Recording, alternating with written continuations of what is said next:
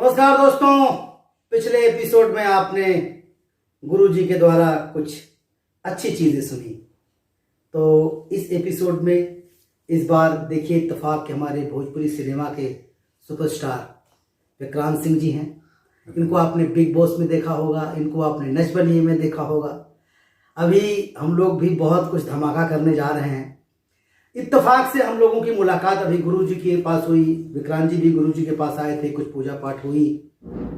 तो इस एपिसोड में गुरुजी आपको कुछ नई चीजें बताएंगे और उस नई चीज में सबसे पहले गुरुजी से पूछूंगा कि गुरुजी, ये करियर का, इंसान के करियर का, उसके जीवन में जो उसका लक्ष्य होता है, जो करना चाहता है जी, उसका निर्धारण कैसे होता है? जी गुरुजी, उसके साथ मैं भी एक क्वेश्चन आपके सामने रखूंगा। जी, मैंने मोस्टली लोगों को ये देखा है मनोज जी कि लोग अपने करियर को लेके भटके हुए मिलते हैं मुझे। और जैसे उन्होंने देखा कि मनोज जी एक्टिंग फील्ड में सक्सेस हो गए जी, ये बहुत अच्छे कॉमेडियन, बहुत बेहतरीन एक्टर हैं ये जी।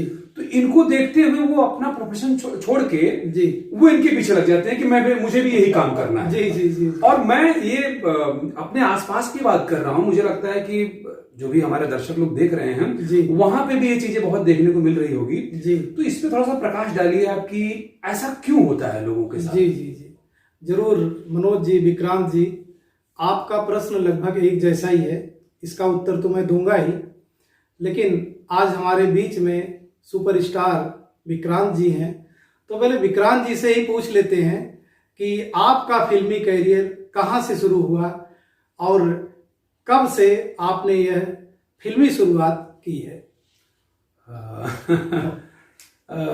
गुरुजी, क्वेश्चन जो है मैं तो कई दफे इसका जवाब दिया हूँ। बहुत सारे मीडिया भाई लोगों ने, बहुत सारे लोगों ने जी क्वेश्चन किया हुआ है जी, लेकिन आप पूछ रहे हैं तो बिल्कुल मैं थोड़ा विस्तृत तरीके से बताऊंगा जी। मैं आजमगढ़ से बिलोंग करता हूँ। अतरवैया सुल्तानपुर मेरा गांव है जी, और 22 साल तक मैं गांव में ही रहा हूँ जी। 22 साल तक जी, हाँ।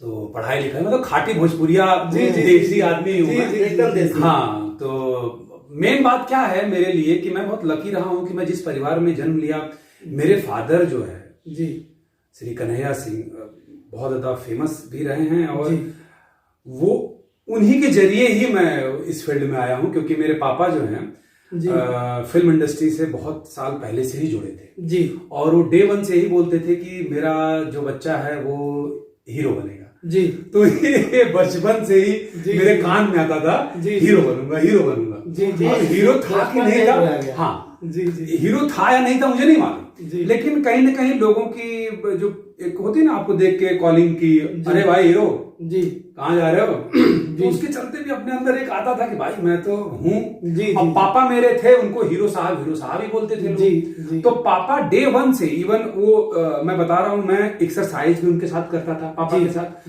पापा मुझे इवन यहाँ तक बताते थे कि अगर तुम खाना खा रहे हो जी, तो किस तरीके से तुमको खाना खाना चाहिए जी। चाय पी रहे हो तो अगर तुम फिल्म इंडस्ट्री में जाओगे तो चाय पीते हैं बहुत लोग जी, उसके लिए भी टोकते थे जी, ये सब नहीं करना है। वो मुझे लगता था कि वो शुरू से ही मतलब तैयार कर रहे थे, रेडी कर रहे थे जी, जी, मनोज जी, मेरे पापा जी जी जी। तो दिन आया कि फिर उसके बाद भाई बड़े हो गए, पता भी नहीं चला जी। कुछ लोग बोलते थे कि कहाँ वहां जाके क्या करेंगे, ये है वो जी, है जी, जी, फलाना ढिमका जो भी होता है जी जी जी। तो बट पापा ने बोला था कि नहीं जी जी जी, हीरो ही बनेगा जी। अब उनकी ही एक मुझे लगती है ब्लेसिंग रही है मेरे पापा की जी, कि पता नहीं कैसे मेरे साथ क्या क्या हुआ है। मैं गया हूँ गुरुजी, एक्टर मैं शुरू से एक्टिंग करता था जी जी जी। पता नहीं अच्छा था कि बुरा था, मुझे नहीं पता जी जी जी। एक एक्टर के लिए तो धीरे धीरे ही वो सीखता है जी जी।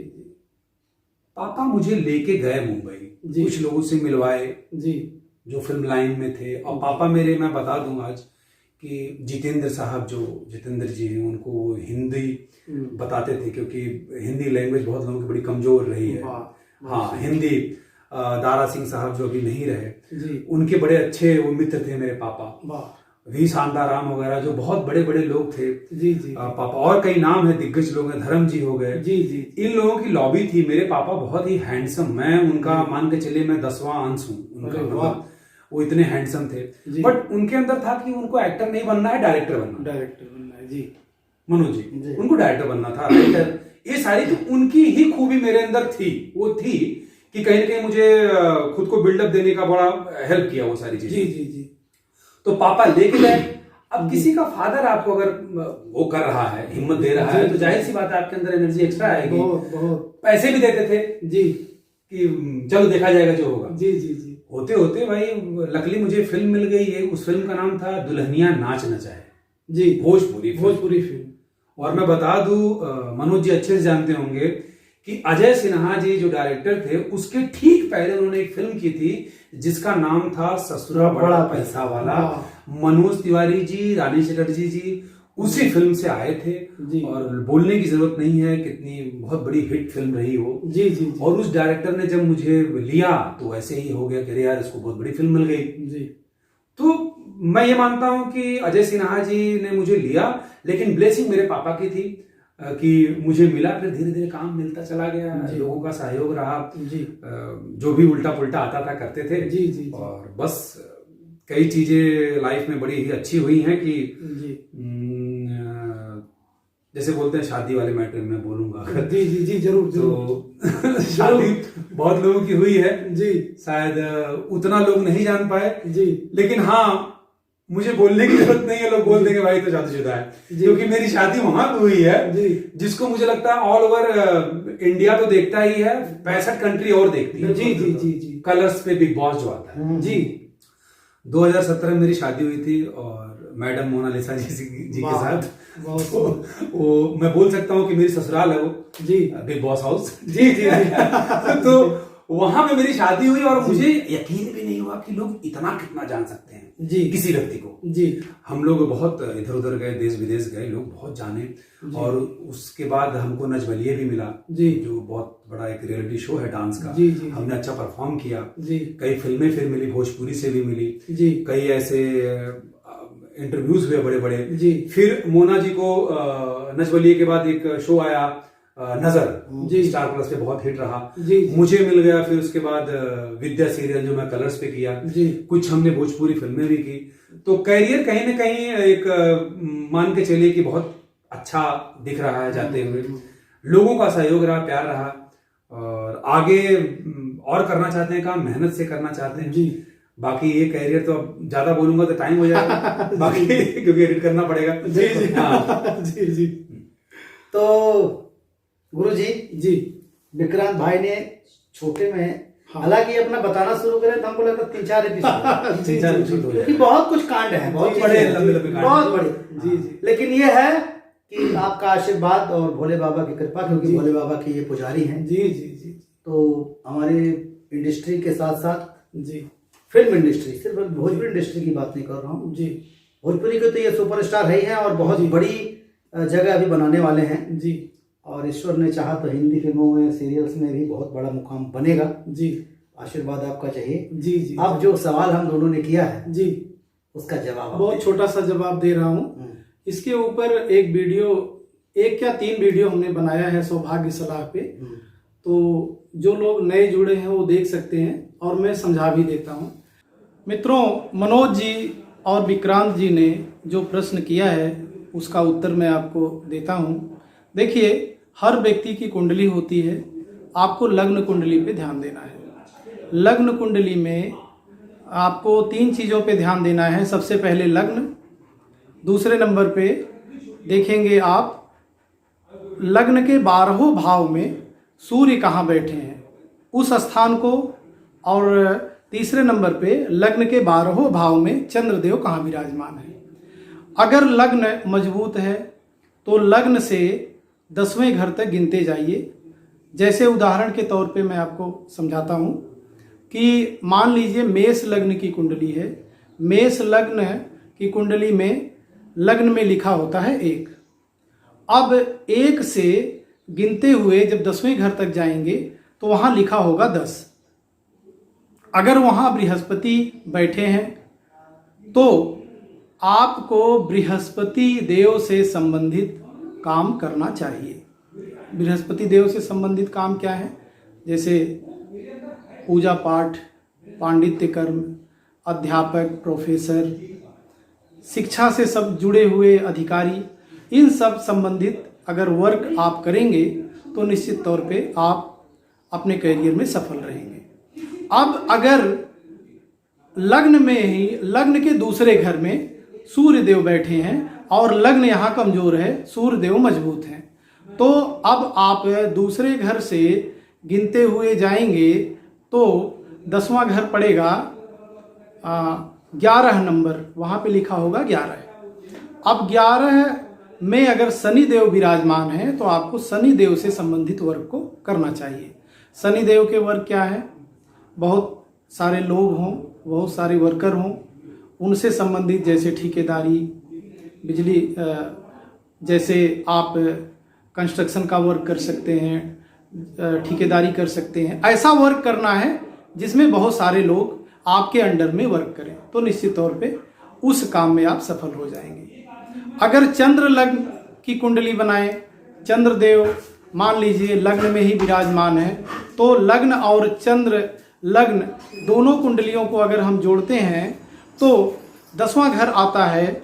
अगर काउंट करते हैं तो उसमें लिखा होगा 10, और 10 के मालिक हैं शनि देव, और वहाँ पे अगर गुरुदेव बृहस्पति विराजमान है तो बृहस्पति से संबंधित जो मैंने अभी पीछे आपको लग्न में बताया है कि अध्यापक का काम, पंडिताई का काम, प्रोफेसर, प्रिंसिपल, शिक्षा जगत से जुड़े हुए काम, अधिकारी शिक्षा जगत के, इस प्रकार से अगर आप वर्क करेंगे तो जीवन में सफल होंगे।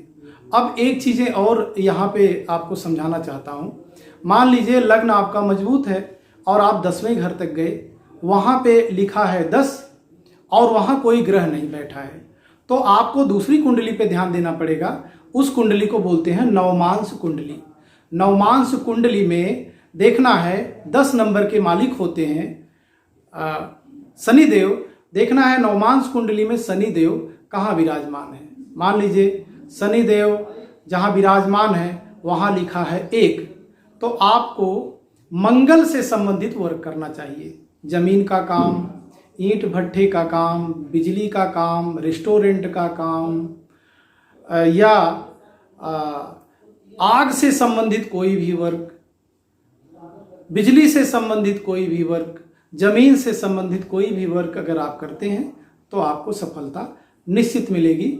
इससे उन सारे लोगों को यह समझ में आ गया होगा कि कुछ भी काम नहीं करना चाहिए। आप बहुत सारे काम किसी को देख करके करते हैं तो यह जरूरी नहीं है कि उस काम को सामने वाला व्यक्ति सफल है तो आप भी सफल रहें। आपको ग्रह दशाओं के अनुरूप काम करना चाहिए। जब ग्रह दशाओं के अनुरूप काम करेंगे तो अनवरत धीरे धीरे धीरे धीरे आप अपने व्यवसाय में, नौकरी में सफलता हासिल करते चले जाएंगे और अपने काम के माध्यम से आप समाज में, देश में आपका नाम होगा और आप काम के माध्यम से बहुत लोगों के आइकॉन बन सकते हैं। ऐसी मेरी कामना है। वाह गुरुजी, क्या बात है, आपने बहुत सही जवाब दिया। मुझे लगता है विक्रांत भाई कि जो सवाल आपने किया और हमने किया जी जी, तो सब लोग अब अपने करियर को लेकर थोड़ा सतर्क हो जाएंगे। नहीं, मुझे लगता है कि जो गुरुजी ने बोला है हाँ। उसको हर एक को मतलब पॉजिटिव तरीके से लेना चाहिए, क्योंकि मैं खुद अपने बारे में बता दूं कि मैं कभी झूठ नहीं बोलूंगा, मैं कभी भटका नहीं हूं। ऐसा नहीं कि कोई बोले ठेकेदारी कर लो तो कर लिया, या कोई बोले आर्मी में चलो तो आर्मी में चला जाओ। मैंने बहुतों को देखा है कि वो क्षणिक मात्र अपना डिसीजन बदल रहे हैं। बिल्कुल क्षण मतलब होते हैं तो तुरंत कि आज मैं ये करूंगा, कल वो करूंगा। तो जैसा आपने गुरुजी बता दिया है, जी, वो मुझे लगता है कि लोगों को अपने जीवन में लाना चाहिए। जी। तो भैया इस एपिसोड में बहुत कुछ सीखने को मिला। अगले एपिसोड में हमारे कमल दुबे जी एक नया पिटारा खोलेंगे आपके सामने, उसमें से नई चीजें आपको देंगे। तो आप लोग देखते रहिए, सब्सक्राइब कीजिए, लाइक कीजिए, घंटी बजाइए ताकि आपको नोटिफिकेशन मिलता रहे। अगले एपिसोड में गुरुजी फिर से हाजिर होंगे एक नए मुद्दे के साथ। तब तक के लिए नमस्कार। बढ़िया मनोज जी, आपने यह प्रश्न करके बहुत सारे लोगों का कैरियर बना दिया है। इसको अगर कोई फॉलो करेगा तो निश्चित तौर पे अपने जीवन में वो सफल होगा। इसलिए आप दोनों लोग सुपरस्टार हैं और सबके चहेते हैं, हमारे भी चहेते हैं, हमारे भी आइकॉन हैं। तो आप लोगों का बहुत बहुत धन्यवाद। और ऐसे ही वीडियो बनता रहेगा, लोगों का फायदा होता रहेगा। बिल्कुल जी बिल्कुल, धन्यवाद।